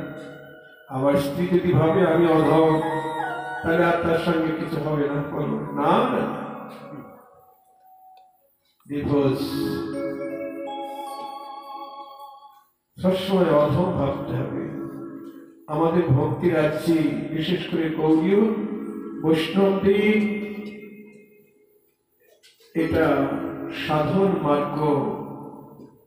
মহাপ্রভুর নিজের উপদেশ, সর্বোত্তম হয়েও নিজেকে হীন করি জানি, কৃষ্ণ কৃপা করিবেন দৃঢ় করি মানি।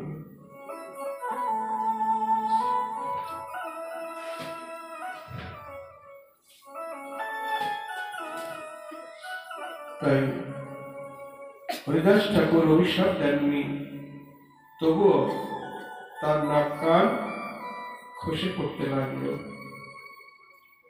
এদিকে মহাপ্রভু তিনি মনে মনে ভাবছেন, মিথ্যা রসি দেখিবি অতি রোগীর আদর, ভক্ত সব দুঃখ বড় ভাবে অন্তর, প্রভু সে আবিষ্ট হইয়াছেন অধ্যয়নে, ভক্ত সবে দুঃখ পায় দেখিল আপনি। মহাপ্রভু বিদ্যারসে মত্ত, কিন্তু ভক্তরা কষ্ট পাচ্ছে। নিরবধি বৈষ্ণব সবেরে দুষ্টগণী নিন্দা করি বলে তাহা শুনে নই আপনি। বৈষ্ণবগণ দুঃখ পাচ্ছে, এসব শুনে প্রভু কষ্ট পাচ্ছে। চিত্তে ইচ্ছা হইল আত্মপ্রকাশ করিতে, ভাবিলেন আগে আসি গিয়া গয়া হইতে। এবার আমি আপনাকে প্রকাশ করব, নিজেকে প্রকাশ করব, এই বলে ভাবলেন আমি গয়া যাই, গয়া থেকে এসে নিজেকে আমি প্রকাশ করব।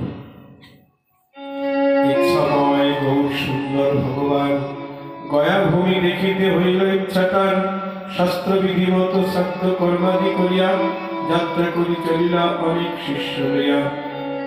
এবার মহাপ্রভু জননীকে বললেন, মা আমি গয়াতে যাব, তার শ্রাদ্ধকৃত্য করব, কিন্তু তার মুখ্য উদ্দেশ্য নিজেকে প্রকাশ করা। সেখানে গয়ায় গিয়ে পিতৃ শ্রাদ্ধ কর্ম করলেন। তারপর ঈশ্বরপুরীর সঙ্গে তার দেখা হল। ঈশ্বরপুরী সঙ্গে মিলিত হয়ে মহাপ্রভু বললেন, তুমি আমার কৃপা করো। এর আগে দেখা হয়েছিল নবদ্বীপে ঈশ্বরপুরীর সঙ্গে। সেদিন ঈশ্বরপুরী মহাপ্রভুকে দেখে বলেছিলেন, কি পুঁথি পড়াও পণ্ডিত? দেখে শুনে খুব ভালো লাগলো। মহাপ্রভু তাকে প্রণাম করলেন, তারপর নিজে গৃহে নিয়ে গেলেন, আদর আপ্যায়ন করলেন। ঈশ্বরপুরী যতদিন ছিলেন তার সঙ্গে কৃষ্ণগোষ্ঠী করেছেন। মহাপ্রভুকে একটি পুঁথি রচনা করি বললেন, তুমি তো পণ্ডিত, এই পুঁথির মধ্যে যা ভুল ত্রুটি আছে একটু সংশোধন করে দিও। মহাপ্রভু বললেন, তুমি বৈষ্ণব শ্রেষ্ঠ, তোমার প্রকৃতি কোনো ভুল থাকতে পারে না, যে ভুল ধরবে সেই মূর্খ। হ্যাঁ, তবু বলেছিলেন যে এটা এই আত্মনির্ভৃতি পদ তুমি বলেছ, কিন্তু এটা পরশুপদী হবে। আজকে আমি গেলাম, এটা পরে আপনি বলবেন বুঝে। পরে ঈশ্বরপুরী বললেন যে না, এটা আত্মনির্ভরই হবে, পরশুপদী হবে না। তখন মহাপ্রভু বললেন একটি শ্লোক উচ্চারণ করে, মূর্খ বদতি বিষ্ণায় আধীর বদতি বিষ্ণবে নম উভয়স্তু সমপূর্ণ ভবগ্রাহী জনার্দন। জনার্দনের কাছে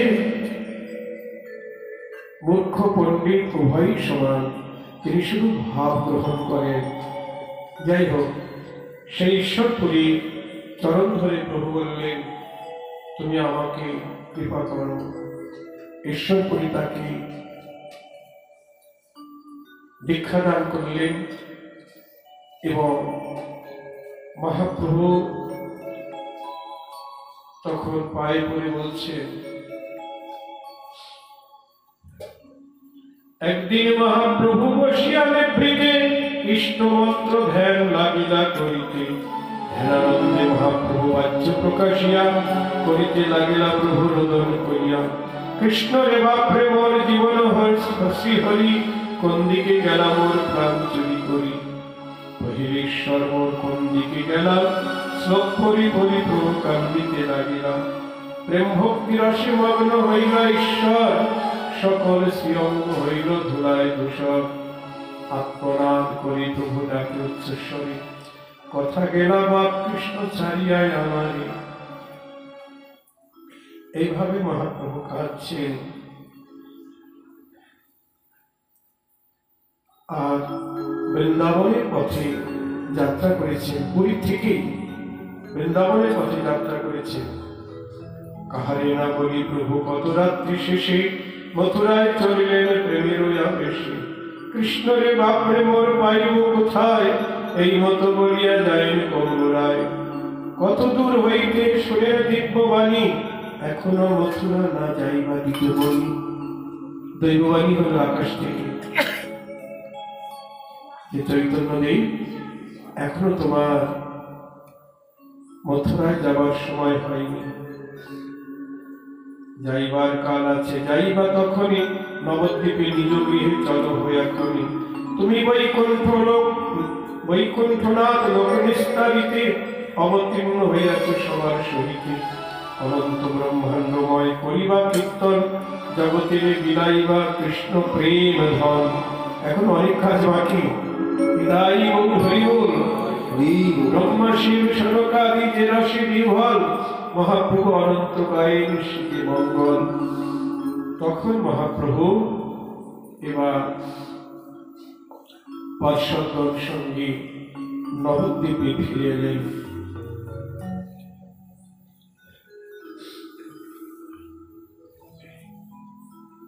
বদ্ধখণ্ড কথা যেন অমৃতের খণ্ড, যে কথা শুনিলে ঘুচে অন্তর প্রসন্ন, সংকীর্তন আরম্ভ হইল যেন মতে, গয়া করি আইলেন শিবর সুন্দর, পরিপূর্ণ ধ্বনি হইল নদিয়া নগর, ধাইলেন সবে যত আত্মবর্গ আছে, কেহ আগে কেহ মাঝে কেহ অতীত আছে, যথাযোগ্য করে প্রভু সবাই সম্ভাস, বিশ্বম্ভর দেখি হইল সবার উল্লাস। এবার গৌধরী ফিরে এলেন।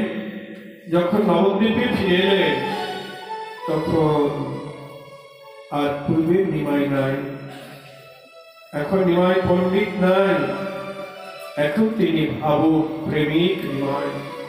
হৃদয় গৌধরী আগুবাড়ি সবে আনিলেন নিজ ঘরে, তীর্থ কথা সবারে কহেন বিশ্বম্ভরে, প্রভু বলে তোমার সবাকার আশীর্বাদে, গয়া ভরে দেখি আইলাম এর বিরোধী, পরম সুনম্র হই প্রভু কথা কয়, সবে তুষ্ট হইয়া দেখি প্রভুর বিনয়, শিরে হাত দিয়া কেহ চিরজীবী করে, সর্বঙ্গে হাত দিয়া কেহ মন্ত্র পড়ে। যারা বয়োবৃদ্ধ তার প্রভুর মাথায় হাত দিয়ে আশীর্বাদ করছে, তোমার মঙ্গল হও, চিরজীবী হও। কেহ ভোগকে হাত দিয়া করে আশীর্বাদ, গোবিন্দ শীতলানন্দ করুণ প্রসাদ, হইল আনন্দময় শচী ভাগ্যবতী, পুত্র দেখি হরি সে না জানে আসে পতি। লক্ষ্মীর জনক করে আনন্দ উঠিল, প্রতিমুখ দেখিয়া লক্ষ্মীর দুঃখ গেল। লক্ষ্মী মানে এখানে বিষ্ণু প্রিয়া। সবারই করিয়া প্রভু বিনয় সম্ভাস, বিদায় দিলেন সবে গেলা নিজ বাস। বিষ্ণু ভক্ত গুটি দুই চারিজন লইয়া রহ কথা কহিবারে বসিলেন গিয়া। প্রভু বলে বন্ধু সব শুনো কই কথা, কৃষ্ণের অপূর্ব যে দেখিল যথা তথা। তখন দুই চারজন নিয়ে মহাপ্রভু গোপন কথা বলছেন কি, আমি গয়ায় গিয়ে যা দেখলাম, সহস্র সহস্র বিপ্র পরে বেদধ্বনি। দেখো দেখো বিষ্ণু পাদুদক তীর্থখানি, পূর্বে কৃষ্ণ যাবে কৈলা গঙ্গা, গয়া আগমন সেই স্থানে রহি প্রভু ধইলা চরণ। তার বাজার পাদদক লাগি গঙ্গার মহত্ব, শিরে ধরি শিব জ্ঞান জানি পাদদক তত্ত্ব। সে চরণ উদার প্রভাবে যেই সেই স্থান, জগতে হইল পাদদক তীর্থ নাম। পাদদক তীর্থ গয়া, কৃষ্ণের চরণ ধোয়া জল ওখানে পড়েছে। তাই সবার কাছে তীর্থের মাহাত্ম্য কীর্তন করলেন। এদিকে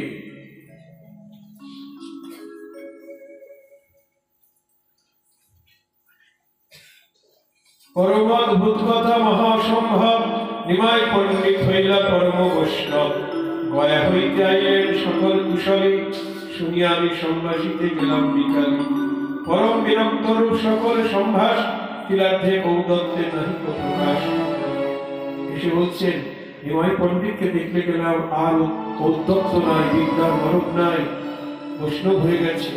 হ্যাঁ, দেখতে যে লাগিলেন কহিতে কৃষ্ণ কথা, যে যে স্থানে দেখিলেন যে অপূর্ব যথা, হ্যাঁ, সব সে বর্ণনা করছে।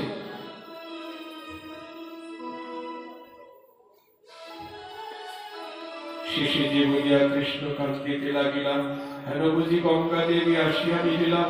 এত কাঁদছেন, মনে হচ্ছিল গঙ্গা দেবী তার নয়নে সে পতিত হয়েছে। যে ভক্তি দেখিল আমি তাহার নয়নে, তাহারে মনুষ্য বুদ্ধি নাহি আর মনে। সবই কথা কহিলে বাচ্য হইলে, শুক্লাম্বর গৃহে কালী মিলিবা সকালে। তুমি আর সদাশিব পণ্ডিত মুরারি, তোমার সমাস্থানে দুঃখ কহিব গোয়ারি। পরম মঙ্গলে কহিলাম কথা, অবশ্য কারণে আছে সর্বথা। শিবলের বচন শুনি শুনিয়া ভক্তগণ, হরি বলি মহাধরি করিলা তখন। প্রথমেই বলিলেন শিবাসুদার, গোত্র বাড়াও কৃষ্ণ আমার সভাকার। শিবাস পণ্ডিত বলছে আমাদের গোত্র এবার বাড়বে। গোত্র বাড়বে না? আগে তো বাতকুল্লায় এত সৎসঙ্গ ছিল না, তাই না? আস্তে আস্তে বাড়ছে, মানে আমাদের গোত্র বাড়ছে। নিতাই গৌর হরি বল, যত বাড়বে ততই তো লাভ।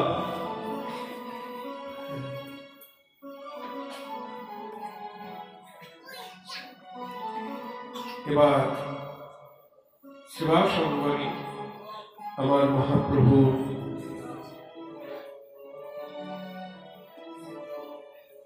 হরি সংকীর্তন আরম্ভ হল।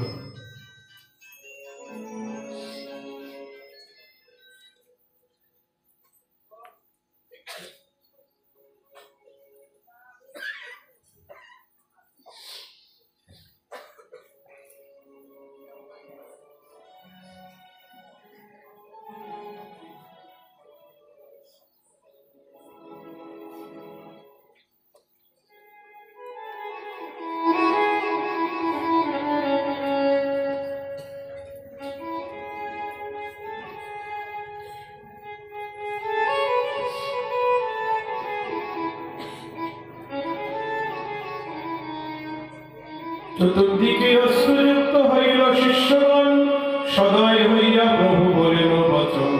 পড়িলাম শুনিলাম এত কাল ধরি, কৃষ্ণের কীর্তন করো পরিপূর্ণ করি। শিষ্যগণ বলেন কেমন সংকীর্তন, আপনে শিখায় প্রভু শ্রী সচিনন্দন।